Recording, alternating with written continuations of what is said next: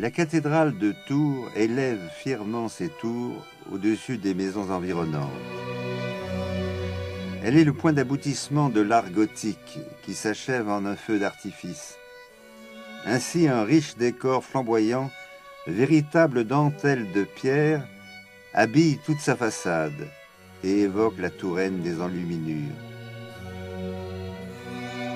Que de contrastes entre ce décor somptueux et quelque peu surchargé et la tour qui se dissimule par derrière, seul vestige de l'édifice roman disparu. Mais que de force et que de rigueur dans cette tour restée seule de son espèce. Autre vestige des temps révolus, les arcs-boutants. Ils sont du XIVe siècle, de l'époque de l'art gothique florissant. Ces éléments d'architecture n'ont pas à proprement parler de fonction esthétique, mais une fonction éminemment technique. Ils sont chargés de contrebuter les murs à l'endroit précis où ils risqueraient de se briser sous le poids de la voûte, et surtout de canaliser les poussées. Car c'est à l'intérieur de l'édifice que l'on peut le mieux comprendre l'intention du constructeur.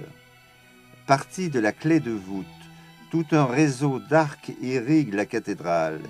Ils sont porteurs des poussées qui risquent d'ébranler l'édifice et les rejettent à l'extérieur, justement sur les contreforts.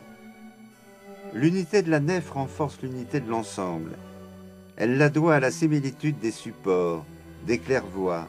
Elle la doit à ses faisceaux de 5 colonnettes, enlevant toute lourdeur aux piliers qui s'élèvent d'un seul jet, du sol à la voûte.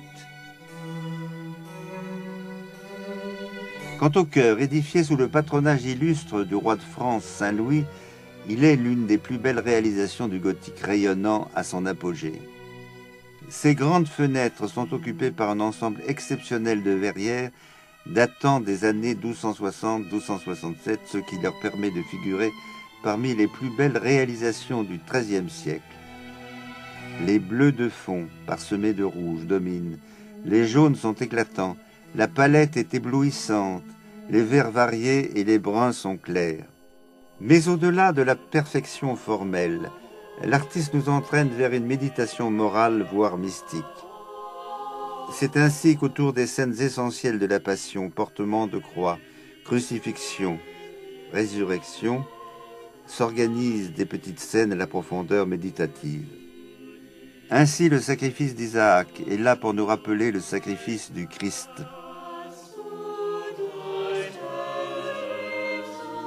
Jonas, qui resta 3 jours prisonnier de la baleine, annonce la résurrection de Jésus.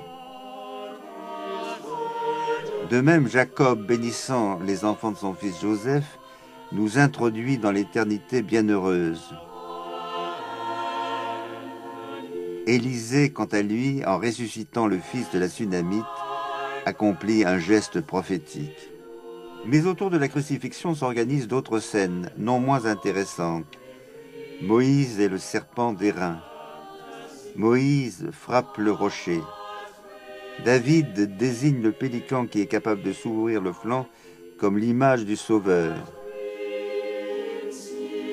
De son côté, le lion qui, selon la légende, est capable de rendre à la vie son lionceau en 3 jours, est le symbole même de la résurrection du Christ. Précédant les scènes de la Passion, voici les scènes de l'enfance.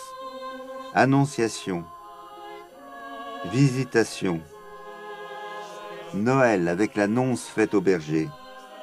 Plus loin, les mages, de facture plus tardive. Ils repartent au loin sur un bateau.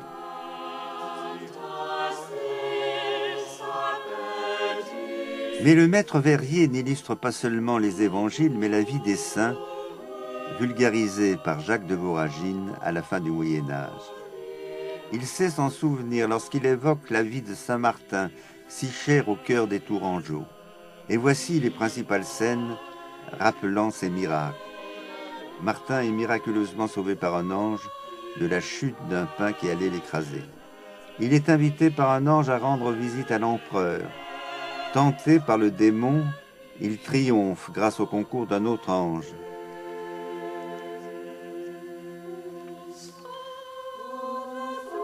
Enfin, scène essentielle dans la biographie du saint, le partage du manteau au profit d'un pauvre.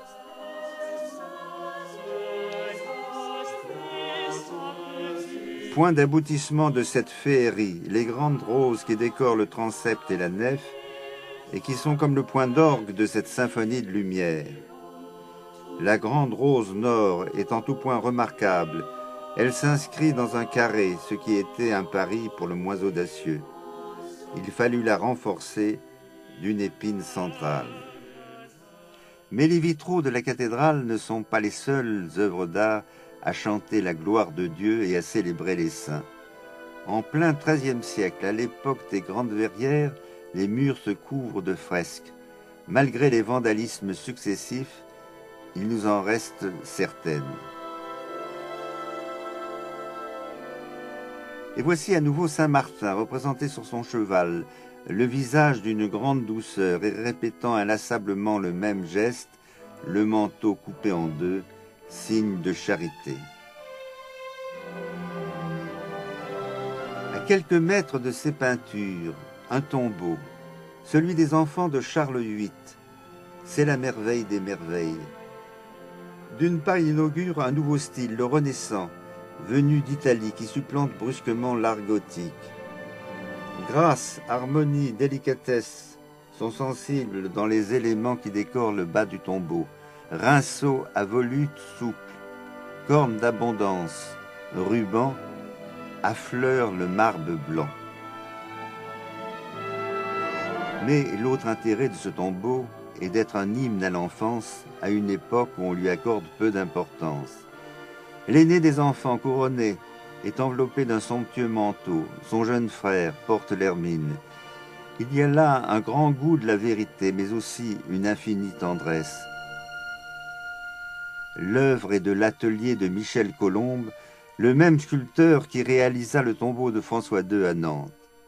Nous sommes là devant une œuvre maîtresse.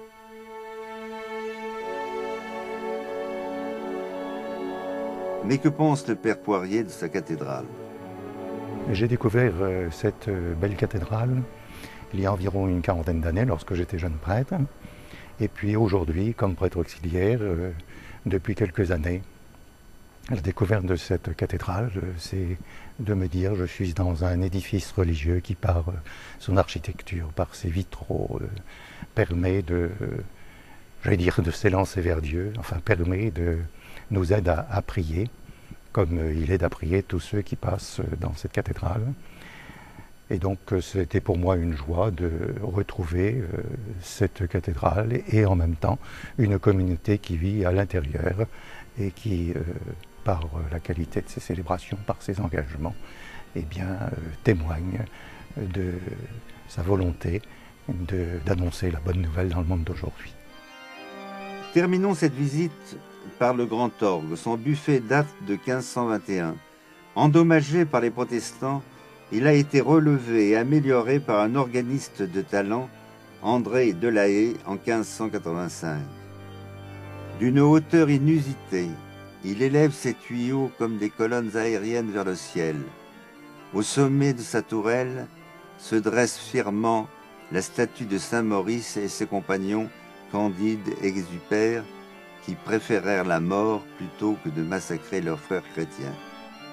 Ils trouvent hommage et reconnaissance dans la musique qui chaque dimanche fait vibrer l'instrument et apporte sérénité et profondeur à toute l'assistance.